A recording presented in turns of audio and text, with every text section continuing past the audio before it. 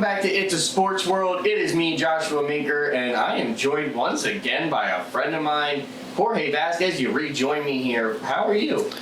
Fantastic, Josh. Man, glad to be here again. Day number 2. Day number 2. It's early. Woo! Isn't it? You got here early this morning. You got here about 5 in the morning. I was up at 2:30 walking around. It has been a long start to the day. In Paris right now, it is what time, Jorge? My goodness, it is 6 hours from now, so it is about 2:30. Wait. 2:30. 2:30 in the afternoon. So it is mid-afternoon. I'm still hungry for breakfast, which is pretty fine to get started off on today. So as we sit here, it might be 8 o'clock in the morning, but like I said, competition's been going on since 2:30 in the morning, and we've seen some pretty good competition to start off the day so far. Absolutely. A lot of different events this morning, more notably the gymnastics. Oh my goodness. Oh wow. Did you guys? Wow. We watched that together here, and that we just turned that on. I turned that on. By chance, I turned on the right subdivision, or the right division, which was Division 2. Division 2. Subdivision 1 and 2, rotation 1 was absolutely amazing. I believe that's for the U.S. in rotation 1 was the balance beam. Yes, it was the balance beam. The headlining on that one, of course, was, as we all know, Simone Biles, Suni Lee, and Jordan Childs. That was 1, 2, and 3 in that order. Simone Biles pulled a 14.733. She was not the highest in the balance beam, however. There was a 15.6 pulled off by Kalia Nemour. Subdivision. Nemour from Algeria. Yes, from Algeria. So she pulled off a better score than Simone Biles, let that be noted. But the United States did well. I think we performed very well. That second team, that Subdivision 2, I think they performed well too. Up there you can see Helen Kedrick. She performed really well, 14.6.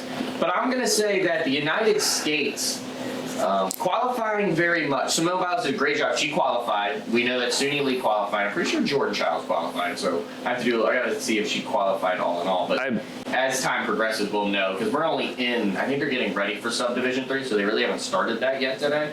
So we're getting ready for that.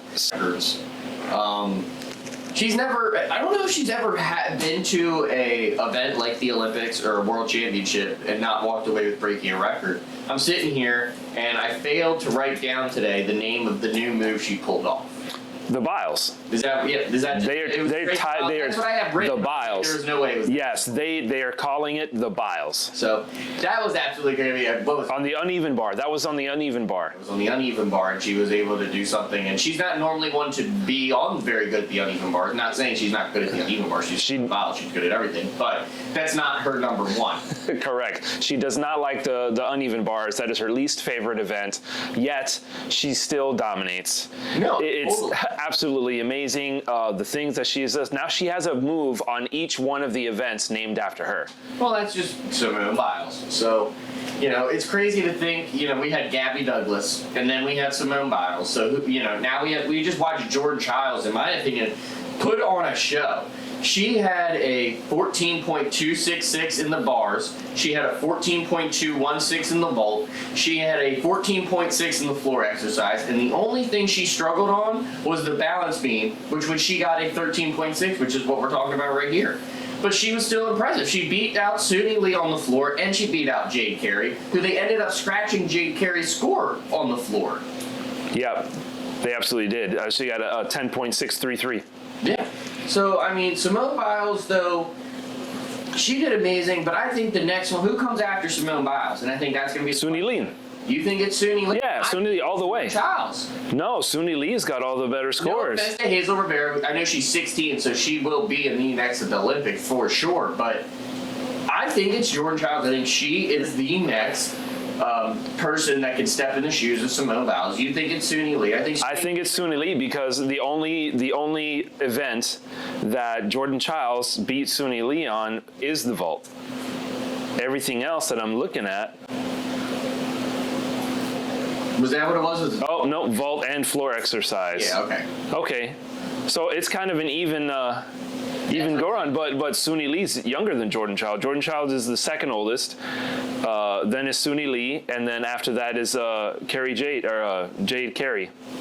Yeah, and then Hazel Rivera. And then Hazel Rivera, yeah. Oh, yeah, it's the youngest from New York, of Dominican descent. Yes. Doing some great things. Yes, 16 years old. She's on the Olympic team. You know what I was doing at 16 years old? Smoking and joking.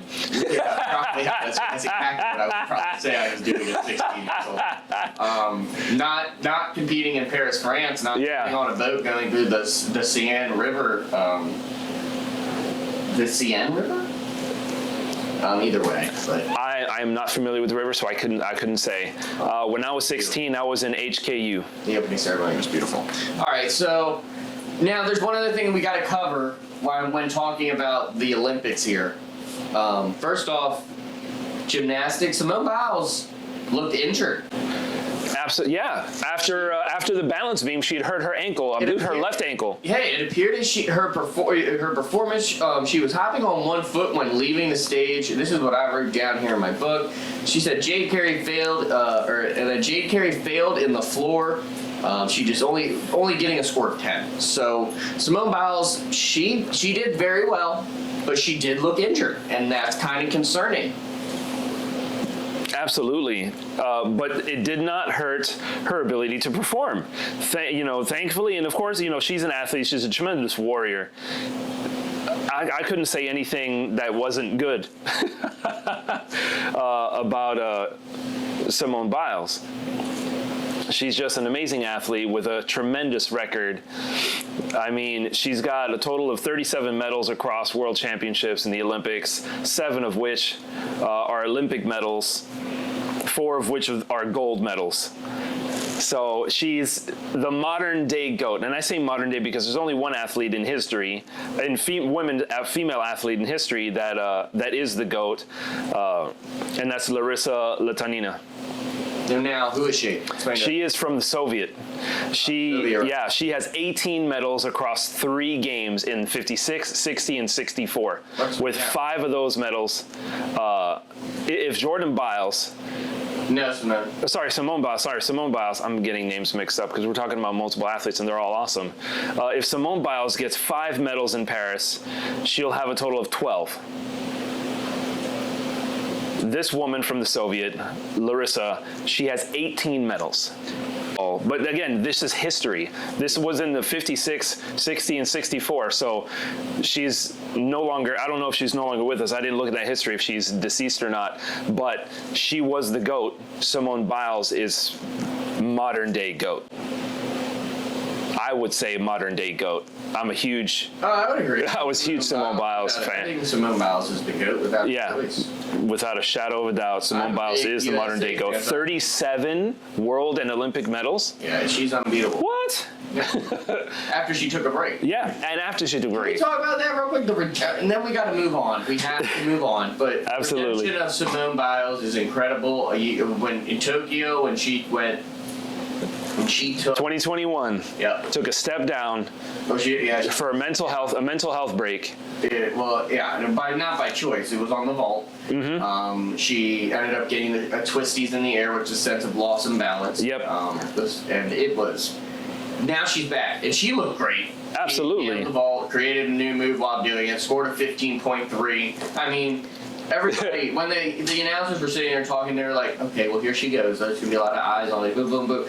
Bang. And everybody was like, yep. Whoa. She made a new routine. It was crazy. She made a new routine. It was the hardest routine in modern day.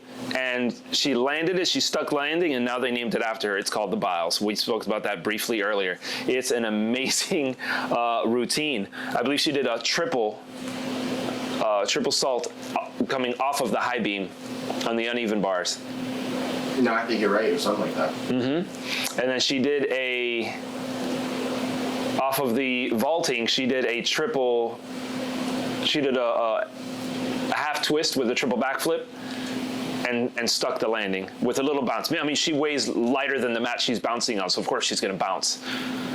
Oh, yeah. Very true. she's a tiny little thing, She's a tiny little thing. but so much power. All right, well, we have to get off gymnastics. We can talk about it all day long. Yes, we Last can. time you and I talked about it before the end of the week. I'm going to steal you on Monday or Tuesday, bring you back in here. Sounds like a plan, brother. Let's go. You want to go over to water polo real quick? Yeah, let's jump over to water polo real quick. Really good match here. And then towards the end, this is where it gets really interesting. Towards the end, and it was neck and neck. I don't know if people realize but how hard water polo is. Their feet are not on the ground. No, yeah, I know. They're flip. treading the whole game. Yeah, it's crazy. Treading water, and then to be able to bring half their body out of the water to throw the ball in the same fashion you would handball. So it's the same size ball. Yeah. Same size It's ball. handball in the water. Yes, handball in the water. The United States has been good at water polo for a long time, but still can't get good at it. To be honest with you. Yeah, I mean, a different set of skill. I mean, we have a team of Aquaman. Yeah, exactly. And then Batman on the floor instead of Superman. That's all. They're part of Group B. So the other part of Group B was played earlier today. We have one more game being played even later today. At about, I think it's 1:30. But Australia and Spain played. It was Group B, match 1. It was the primary round. I'm never good at pronouncing that word. Very well fought. This game was great too. It was Australia who ended up losing, but man, it was a good match. It was a very good match from beginning to end. The final score being 5-9. First period it was 1-2. Second period it was 3-5. Third period 4-8. Fourth period 5-9. And that's where it ends up being. It was 1 goal scored by both teams in the fourth. It was a 3-period score in the second from Spain that ended up taking this team to victory, and it kind of cemented their victory for the rest of the whole entire thing, the rest of the match. Jorge, were you able to watch this, or how are you? Have you been able to watch this? A little bit of it. The last shot made by, the last goal that was made by Spain. Granados Ortega Alvaro was the game point by Spain, and it was just an amazing game. From the beginning was neck and neck, and then after the second period, Spain they got their second wind, or they grew gills, one of the two, and just dominated. Yeah, it was such an amazing. Period is what you're talking about. That second period, that's when they scored those 4-point lead against Australia. Yeah, 4-point lead, and then they got that last point in the fourth period. Yeah, and that ended up pushing them over the edge. So, final score there 5-9 for Group B. So now, as we know it, Spain, and now the next round that has not happened yet will be France and Hungary. I think that would be good to watch. So, and then the primary round of Group A. This has not even started yet, but I'm just going to let you know the matches for today. The United States takes on Italy at 9 a.m. Of course, the United States are medal favorites in water polo. Always are, always will be. Then we will see Croatia versus Montenegro, and then Romania versus Greece. You can catch that at 15:05, which, in other words, Jorge, that's 3:05, isn't it? I believe so. Miami 305. All right, sweet. There we go. So, but you know which sport we didn't talk about yet that we normally always talk about? What? Basketball. Basketball. Oh, Jorge, you're right, man. Thanks for catching me on that one. Let's talk about some basketball. What do you want to talk about today? I am upset. I think I have a feeling. Yeah. You have a huge feeling. I am very upset. The reason that you were at my house at 5 a.m. this morning. That's right. Yeah. South Sudan versus Puerto Rico. Oh, that's who you were going to talk about? Yes. Man, it was neck and neck for the first half. And then I don't know what happened with Puerto Rico. I don't think they switched out players. If they did, they didn't do it often enough because they got tired. Granted, South Sudan, their players are taller, which means they have more reach. than the Puerto Rican players. But the first quarter was taken by Puerto Rico. The second quarter was taken by South Sudan. Third quarter and fourth quarter again. We started off strong, but then we slowly started getting tired.